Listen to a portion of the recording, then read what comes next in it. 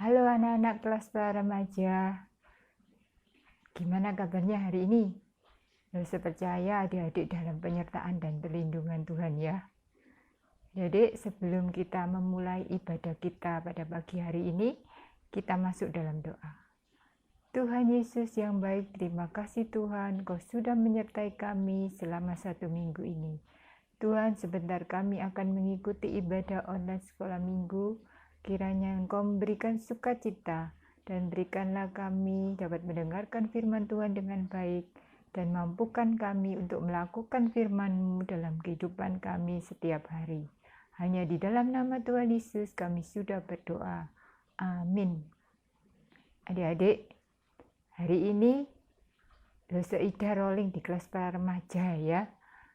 Mari kita pujikan lagu I have decided to follow Jesus. I have decided to follow Jesus. No turning back, no turning back. I have decided to follow Jesus. No turning back, no turning back.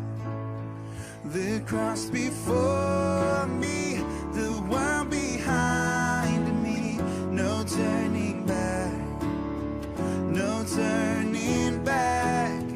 The cross before me, the world behind me. No turning back, no turning back.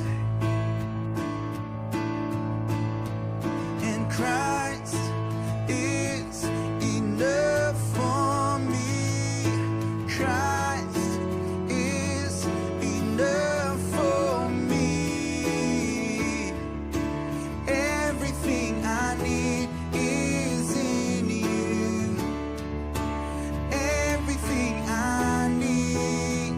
I have decided to follow Jesus. No turning back, no turning back. I have decided to follow Jesus. No turning back, no turning back. The cross before me, the world behind me. No turning back, no turning back. The cross before me, the world behind me.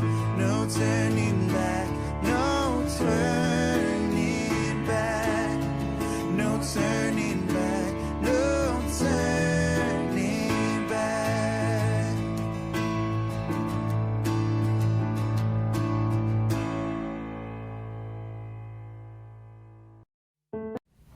Adik-adik, menurut adik-adik, murid-murid Tuhan Yesus itu yang kuat, yang teguh, yang setia dalam penderitaan itu siapa ya? Yuk kita dengarkan pembacaan kitab suci hari ini. Ketika Petrus dan Yohanes sedang berbicara kepada orang banyak, mereka tiba-tiba didatangi imam-imam dan kepala pengawal bait Allah serta orang-orang Saduki. Orang-orang itu sangat marah karena mereka mengajar orang banyak dan memberitakan bahwa dalam Yesus ada kebangkitan dari antara orang mati. Mereka ditangkap dan diserahkan ke dalam tahanan sampai keesokan harinya karena hari telah malam. Tetapi di antara orang yang mendengar ajaran itu banyak yang menjadi percaya. Sehingga jumlah mereka menjadi kira-kira 5.000 orang laki-laki. Pada keesokan harinya, pemimpin-pemimpin Yahudi serta tua-tua dan ahli-ahli Taurat mengadakan sidang di Yerusalem dengan imam besar Hanas dan Kayafas, Yohanes dan Alexander dan semua orang lain yang termasuk keturunan imam besar. Lalu Petrus dan Yohanes dihadapkan kepada sidang itu dan mulai diperiksa dengan pertanyaan ini. Dengan kuasa manakah Atau dalam nama siapakah kamu bertindak demikian itu? Maka jawab Petrus penuh dengan Roh Kudus. Hai pemimpin-pemimpin umat dan tua-tua, jika kami sekarang harus diperiksa karena suatu kebajikan kepada seorang sakit, dan harus menerangkan dengan kuasa manakah orang itu disembuhkan, maka ketahuilah oleh kamu sekalian dan oleh seluruh umat Israel bahwa dalam nama Yesus Kristus, orang Nazaret yang telah kamu salibkan, tetapi yang telah dibangkitkan Allah dari antara orang mati, bahwa oleh karena Yesus itulah orang ini berdiri dengan sehat sekarang di depan kamu. Yesus adalah batu yang dibuang oleh tukang-tukang bangunan, yaitu kamu sendiri. Namun ia telah menjadi batu penjuru. Dan keselamatan tidak ada di dalam siapapun juga selain di dalam Dia. Sebab di bawah kolong langit ini tidak ada nama lain yang diberikan kepada manusia yang olehnya kita dapat diselamatkan. Ketika sidang itu melihat keberanian Petrus dan Yohanes dan mengetahui bahwa keduanya orang biasa yang tidak terpelajar, heranlah mereka. Dan mereka mengenal keduanya sebagai pengikut Yesus.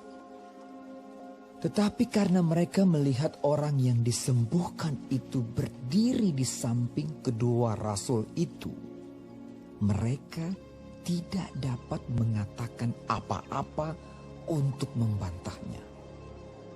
Dan setelah mereka menyuruh rasul-rasul itu meninggalkan ruang sidang, berundinglah mereka dan berkata, tindakan apakah yang harus kita ambil terhadap orang-orang ini?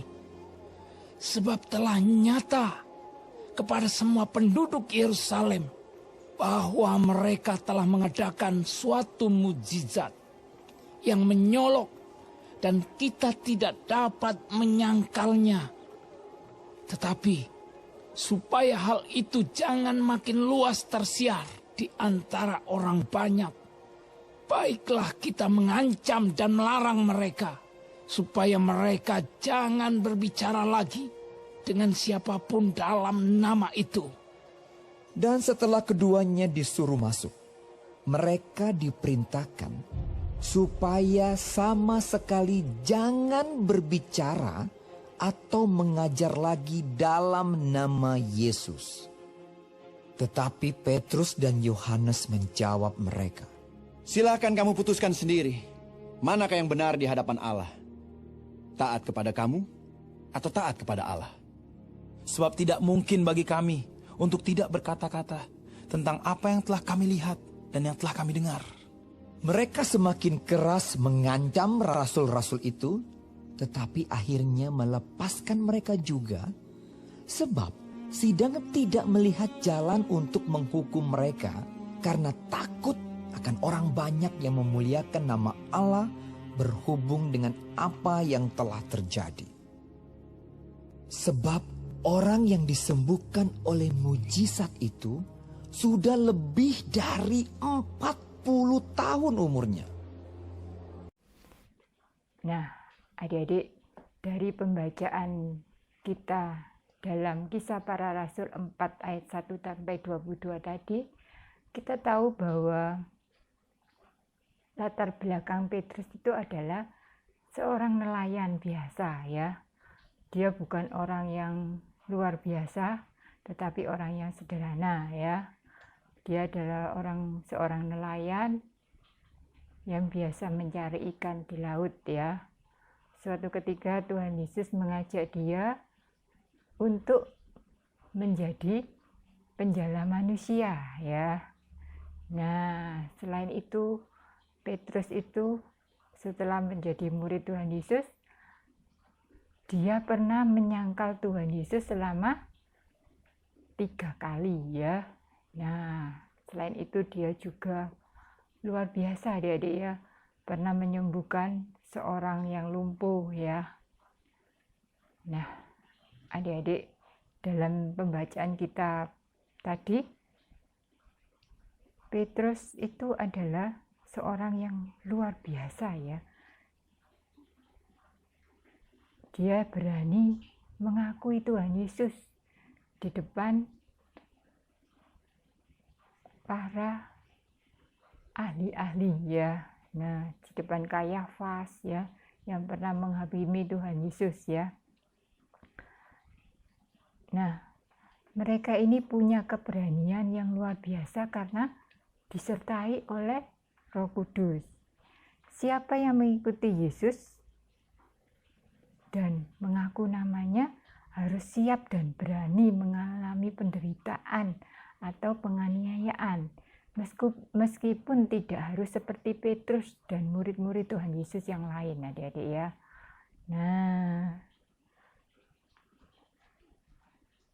kita harus berani seperti Petrus, adik-adik ya. Mungkin di negara kita masih tidak seperti di negara-negara lain ya. Kita masih bisa beribadah dengan leluasa ya. Tapi di negara-negara lain banyak orang yang harus mengalami penderitaan karena beribadah dan percaya kepada Tuhan Yesus. Harus dianiaya, disiksa, bahkan dipenjara ya, karena mereka mengaku dan percaya kepada Tuhan Yesus ya. Nah, apakah kita sebagai anak-anak Tuhan sudah sedia menderita untuk Tuhan Yesus?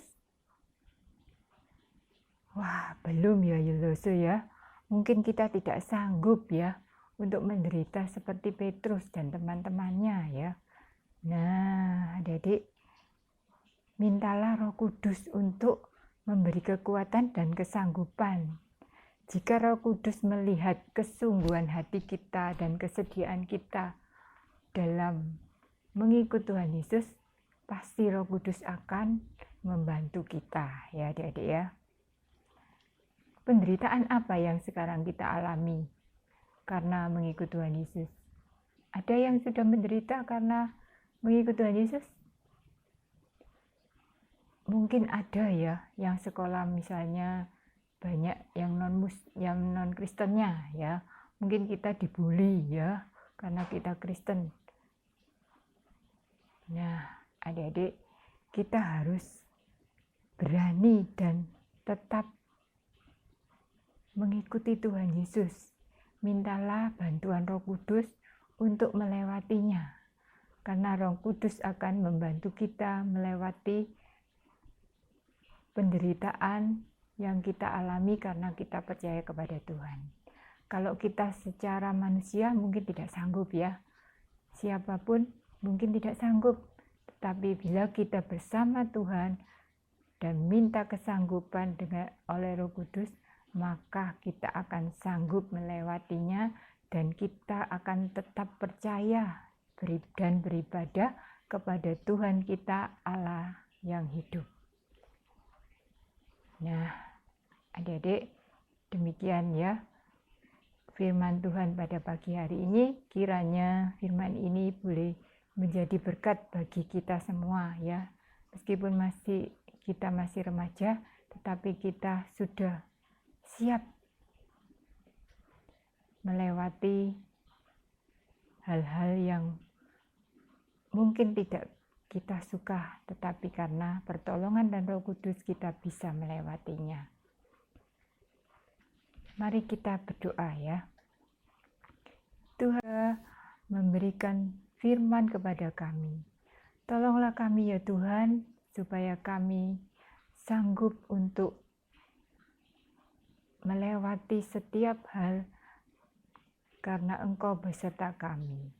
Kami percaya Engkau akan memberi kekuatan kepada kami sehingga kami sanggup melewati setiap hal yang harus kami lewati karena kami mengaku dan percaya kepada Tuhan Yesus. Hanya di dalam nama Tuhan Yesus kami sudah berdoa. Amin. Mari kita siapkan persembahan yang terbaik buat Tuhan. Sambil memberikan persembahan, kita nyanyikan pujian Bapa, ku persembahkan tubuhku. Memberi persembahan yang terbaik ya adik-adik.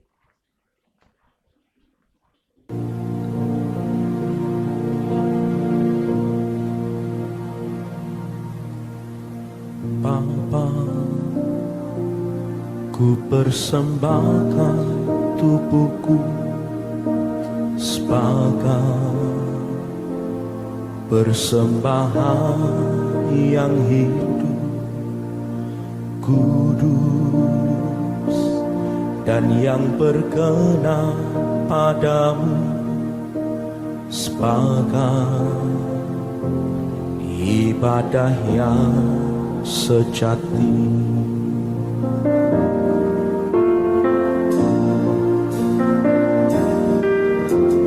Bapa, ku persembahkan tubuhku sebagai persembahan yang hidup, kudus, dan yang berkenan padamu, sebagai ibadah yang sejati.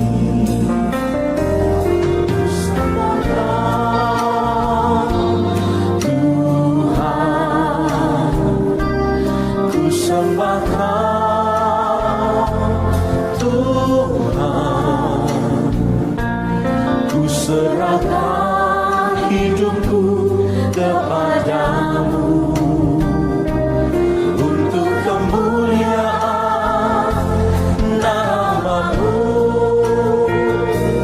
Ku sembahkan Tuhan, ku sembahkan Tuhan, ku serahkan hidupku kepadamu untuk kemuliaan nama-Mu.